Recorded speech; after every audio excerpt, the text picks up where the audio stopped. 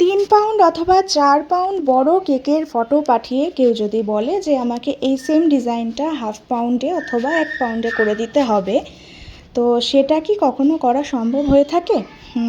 3 পাউন্ডের কেক বা 4 পাউন্ডের কেক অনেক বড় একটা কেক, সেটাকে 1/2 পাউন্ড বা 1 পাউন্ডের মতো অত ছোট কেকের মধ্যে নামিয়ে আনাটা খুবই চাপেরই একটা ব্যাপার, এবং কোনো কোনো ক্ষেত্রে তা অসম্ভবও।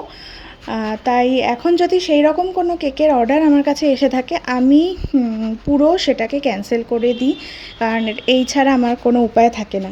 আবার অনেকে বলে থাকে যে আমাকে 1 পাউন্ডের মধ্যে 3 টেয়ার কেক বানিয়ে দাও অথবা 1/2 পাউন্ডের মধ্যে আমাকে 2 টেয়ার কেক বানিয়ে দাও।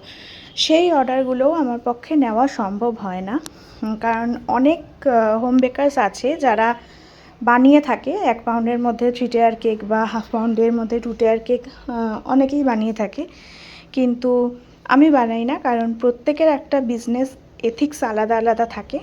তো সেই কারণে আমার কাছে ওই রকম টিয়ার কেক 1 পাউন্ড বা 1/2 পাউন্ডে কিন্তু পাওয়া যাবে না।